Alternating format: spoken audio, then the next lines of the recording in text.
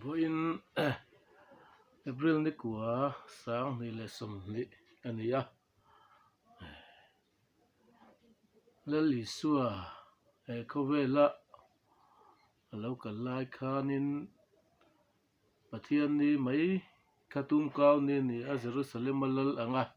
alu ni ani a tichuan Jerusalem tum kaw ni lal angin alu ta chuta chang chuan hei ni ala rei lo hle mai voin hi ninga ni ani a tunkar chhokha a ziak mi tele pathian thu tiam te chuan lungai hapta an ti a tichuan lal isua torhun turkar alungai hapta tunkar chhowa khanin ka han hmang chho ani a tho tran ni a chol ni a tang te pawh khan han tran ta ila Jerusalem lal angin alu ta Jericho kaya periaram atangin Jericho kaya Jordan an kana he Jordan lui he lal isua baptism channa ani nge a tichuan Jericho atangin Jericho wa hian Zakaya ina tuk chuan akila ni ti kan ria a tichuan Jericho atang chuan mi tam takin an zui nge a tichuan Jerusalem thlendon trepa olive tlang pangpera chuanin Betfage khua a oma chulai chuan an han chola chuta chuan mi pahnih Bethany khua Lazarus te khua a thian pa nili lai thana to a kai tho tak Lazarus te khua sabeng tung no thun tu mala chuan na ngai lo la turin mi pahnih awatira ni ti kan ria mi pahnih tir te Bible in tu te nge a tir ti hi a soi fak lem lova ma se Peter le Johanna aniang anni hi kong engkima akut le ke ten nia ti te hi rin dan tlang pui ni a chuan sabeng tung chuangin sabeng tung chuan vakaya lalpana du ni an vatia sabeng tunga chuangin Jerusalem an panta ni ti kan ria a tlai dar thum le chan ve dar li inkar vel ate po Jerusalem te chu an thleng tura ngai ta ila chuan Jerusalem a ro pui takin lal angin alu ta ni ti kan ria a Jerusalem a thlendonin Jerusalem te po acha nge a Jerusalem hi olive tlang atangin chiang takin alanga tichuan olive tlang atangin Juda te thlan mual sira kong chuka oma chu mi thlang lokal chuan chol lai lok na hmun a oma chulai an chol lai lok na tang chuan Jerusalem alang chiang em maya chuta chuanin lali suwa hian Jerusalem te po acha ani an tia cha na hmun te po hmun remchang le hmun nuam tak Jerusalem lan chian na ani a tiang chuan Jerusalem an han lu ta temple te po an thiang hlim ani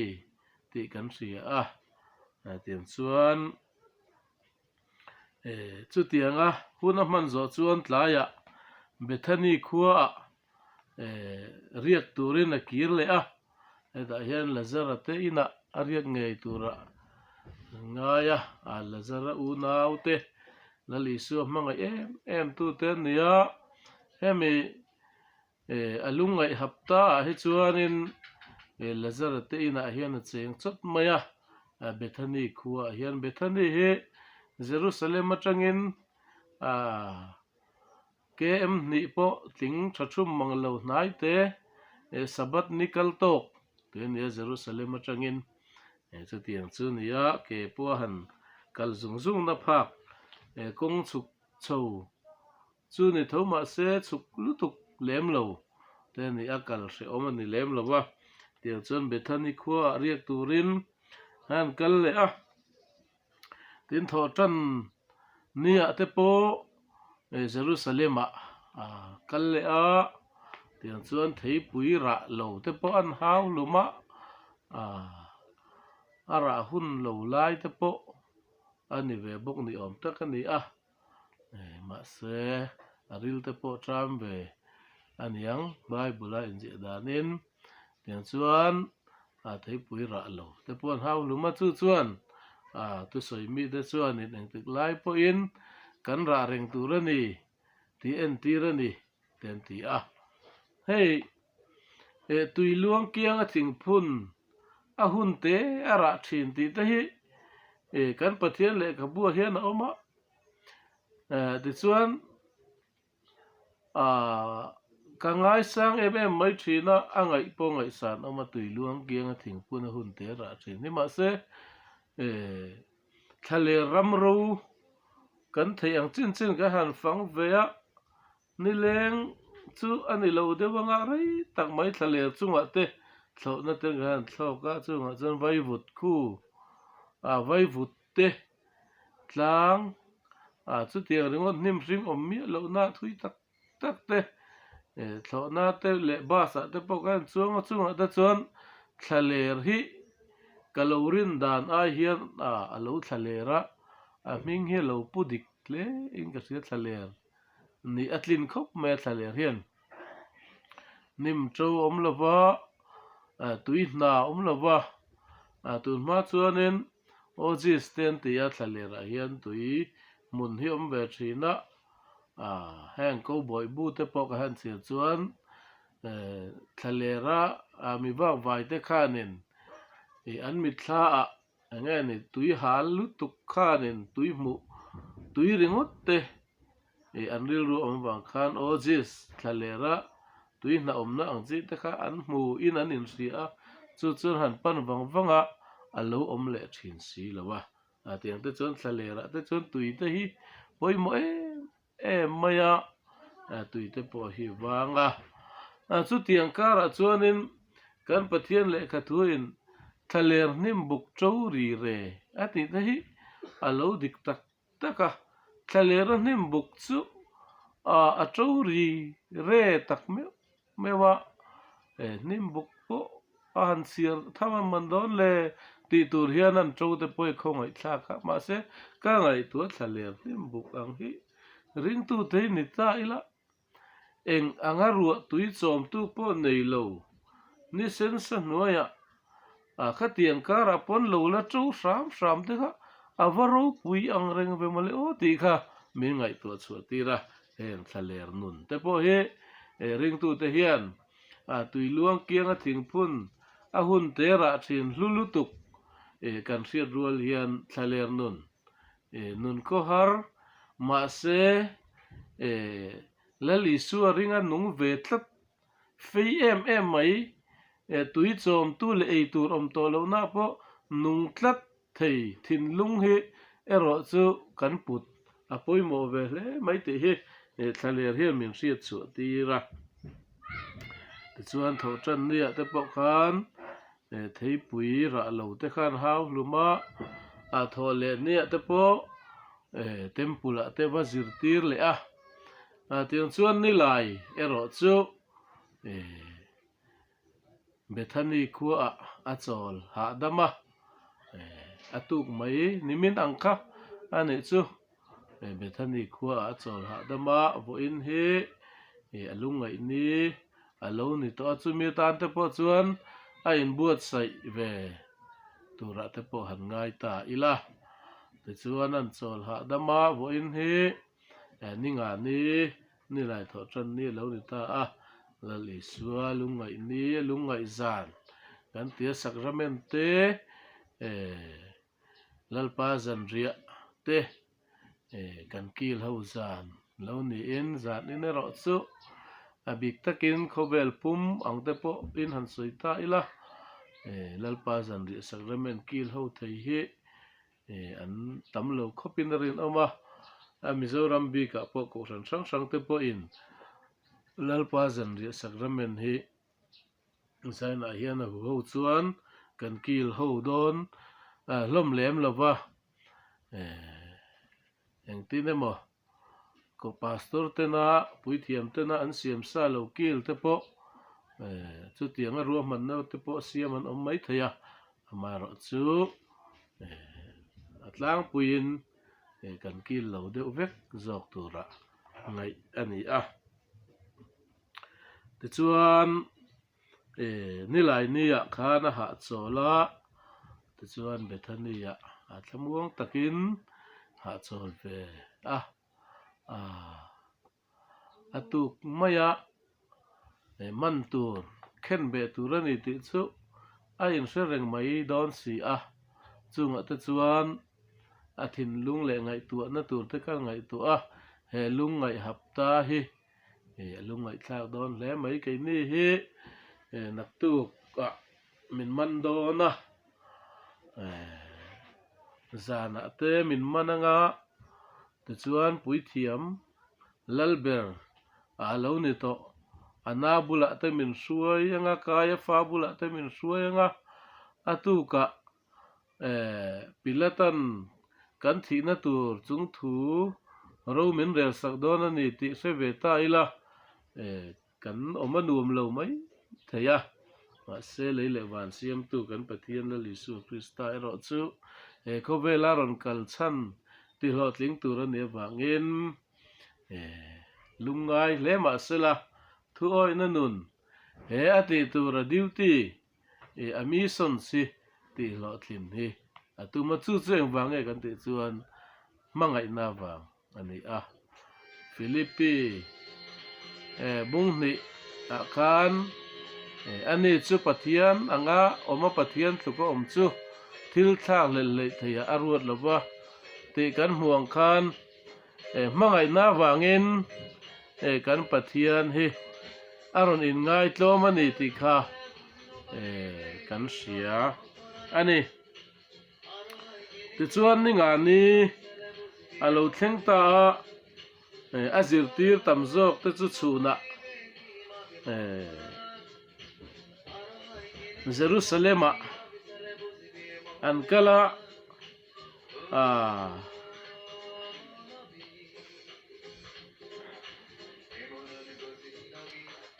mase ani ro chu Bethany khuwa oma azir tir tam zawk nen chhun lama Bethany khuwa an oma iti te ang ti chuanin tlai lama azir tir te pahnih Peter le Johanna buk mai kha Luka bung samni pahnih kan siat chuanin Peter le Johanna buk mai kha kalhen kut chu kil pui adua zir tir te kha chu wang chuan Jerusalem makal turin atira Luka bung samni le pahnih kan siat chuan changdoi dim ten lo ni kalhen kut beram no tal natur ni chu lo thleng ta ti chuan isuan Peter le Johanna chu kalhen kut chu kan ei turin mirva buat sai sak ro uti in atira tin an ni chuan an hena khoya nge va buat sai ila idu antia tin an ni chuan an hena ngai te u khopuya in lu in mi pa bela tuipu in ato kang chewa alu na in zui lut alu na ina zui lut ang cheu tin in nei tu pa ne na chuan zir tir tu in ka zir tir te ho nen kal len kut cho kan ei na tur mi khual pindan chu khoya nge ati ache ti ang cheu ti chuan ani chuan pindan chung nung zau tak bung ro om sa en tirang cheu chuta chuan buat sayang cheu ati tin an kalta an hne na asoi ang takin an hmu tin kalhen kut cho chuan buat sai ta ti kan hmu Peter le Johanna te buk he an tir chuak le akut ke tak meu an nia petera le zohana hi hei kalhen kut cho abuat sai na mun hi Jerusalem Old City anti maya khopui hlui lama kuan Zion tlang oma chumi Zion tlang a chuan he in hi oma an in he lunga sakania heng lai kan zoram in ang chu ni se concrete building mall mang tak ani ti mai te ang thing rem lian pui ang hi ni maya ta chuan in chunga a chhong hi om ve a chunga chuan in chung lama tanga kalpona om lo pon lama train an in chhong chung chu alu chho top thei maya chu lai chu kalhen ku cho an kil na mun ania Pentecost ko ran ho te phei chu chu lai muna chuan in han kalpo in kan in ti tlang nel ang reng khop maya chu mi mun chu tharau thiang lim te pawh lo thlen na hmun kha ni an ti boka pi loka Davida than te pawh lo awm vei bawk nen tiang chuan a lung len thlak khop maya chulai hmunah chuan in a tawi zawng in han sawi tamai la zanriah hnunung an kila chuan zanriah hnunung an kila chumi zanriah hnunung an kil zawh chuan a zir tirte khalal isuan an ke sil sak kha duh ta a zanriah chokil chu a thowa a puan te da a in shruk na puan a la a venga tin mai huna tuya buna zir tirte ke sil ta a in shruk na puan a ven chuan a hru zel a ti kha zohan a bung som pathum kan chhiar chuan kan hmu a zanriah chokil kha thowa in shruk puan a la a venga mai huna cho tola tuya buna a zir tirte ke sil saka in shruk na puan a ven chuan a hru zel bawk ani ti kan hria a hemi ke sil hi mi ro pui hna ni lova Judah te Israel te dana po iti mai te ang in leng chei tur an som te hian in an lu dona an sia lo ten ke an lo sil sak thina an chei tur ramian som te ka chu tiang chuan sia lo te hna ani lali su hi ro pui le maya ro pui na a khovel ne tu mani lova chia lo hna rong bol na hna ata na ngai ron thoka atlom thei ang bera midang te hne thin chu tianga min tlan tur local chu ni chu tianga kan chan dam na tur meron siam sak tu chu kan pathian leile wan siam tu lali su Krista hi ani hei tun lai kho vela mania India rama kan prime minister zom tak mai pu Modi hi hemi kesil chung chang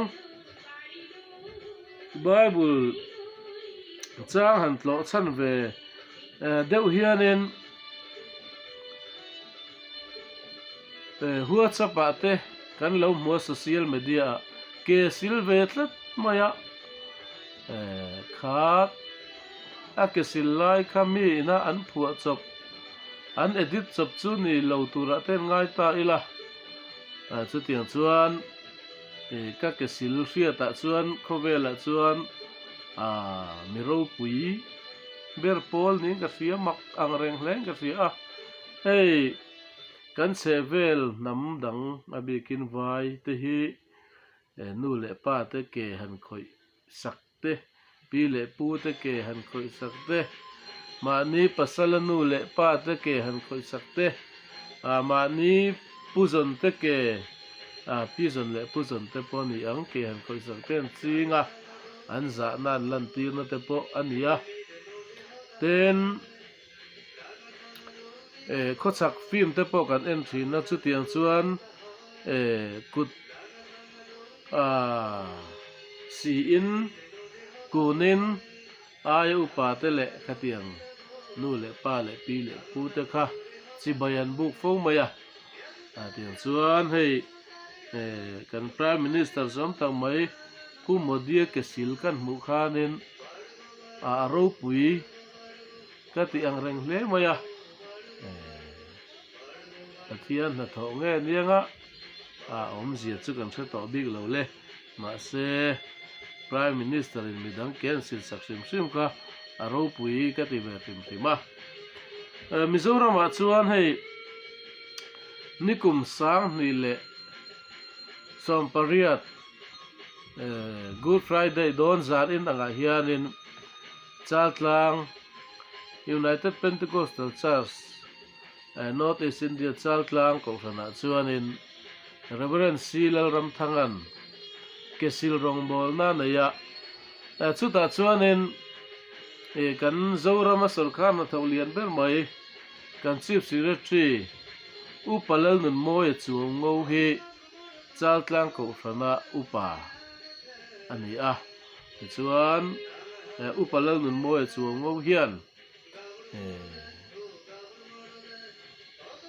ko san member te ate peratanga atrom kai lo peratanga alin bel thlengin kete asil sarve bokani ti kan sia chung ta chu tv a tele thalaka te social media te lang ve lem lo watun he kan soya ni maya kan boy khat siat na te po ani mai thaya chu tiang chuan kan chief secretary he ami in ngai tlo mani ba ka lalpan ti tura ati timi ani in ka sia chung te chu kan soibel du ti chuan la li suan a zirtir te ke an sil kha an pu berin an ho tu pa berin ke an sil sak tamai kha pete rakha ni na ngai thiam lo a in thla sung ani chu ta chuan lalpa nang emin ka ke sil donem ni ka ke sil top lawang ati ta hial maya ma sela li su khan zohana bung som pathum chang riat kan sil chuan ka sil lo chu chu ka hne na engma chani nei lawang ati ve miau mai sia la li su hne na chan nei ve kha du sia ta chuan petera chuan a du thole talu to ka lalpa chu dine chuan ka ke chau ne lawin ka kut le ka lu po le ati ta hiala bung so pathum chang kuwa zohana ka han siar zel chuan lali suan hne na in bual to chu ake lo chu sil ngai lo a fai varalom nang ni in faye ati ti chuan an ke sil sakta ni ti kan ria ti chuan ke in sil sakhi alo ro pui le mai ti he kan zir chu atan apoi mo in ka ria ti chuan engwanga poi mo nge ni khami lali suwa tlom na nun kan zir chuanan khan poi mo bok chumi baga po chuan poi mo na dang tam taka neya chung ta chu han soi kan du toy te in lali suan petera hne na ike ka sil lo chuan ka hne na engma chani nei lawang atia ke kanin sil sak hian lali suan hne na chan kan nei na turani tila ya kha apoi mo a chan ti hi hei Korean film te kan entry na company a chuan chan an va nei thei a chu chom je chu share nei tu ni na an in trom nan share den lei thina hei tun lai shri leng ve lawang hianin India rama hianin share lei theina India rama company sang sang te share lei theina an zok na mun chu Bombay Stock Exchange le Nifty ania chunga chong company lian te hian an share hian va hral thina chu tiang leitu te chong company in hlok na a chan kha an share nei dan na zirin an lo chang ve a tin company suai tu thlan don point chu tiang a chuan a thlang thei tun lo ni ve thina ni chu tiang chuan la li su a hian ke kan in sil sak hian la li su a hian thuk takin share kan nei ve ni chan kan nei ve ni te hi voina hian kan soi ve cha ve maya tin la li su a hian keilal pa le zir tir tu mai nin ke ka sil chuan nang ni po in ke in sil sak turani atia chu la li su thu pe ania la li su thu pe kan ewang hian kan in sil sak ve turani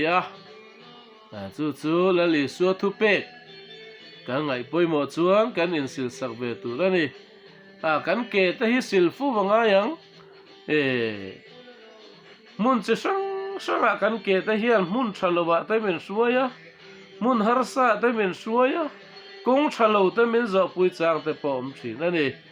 chu tiang chuan van Jerusalem kan thlen ma lo zong kan ke ta hi lungman tam kung ka alu tlak tura lali suan ne na chan kan nei theina tura kan in sil sak fu ve poimo chuan lali suan min mangai chong ka thu pek te zo mang ati lali suan mangai tu ta chu ke te kan in sil sak turani keilal pa le zir tir tu mai nin ke ka sil chuan nang ni po in sil sak turani ati he lalpa lungai zan sereng hian kan ke te kan in sil sak fo turani kong ran ho te hi te he voina hian hei alungai zan te lo ni thin lung takin kan cha ve du chau ni lalpan tam takin mal som chu ro se amen.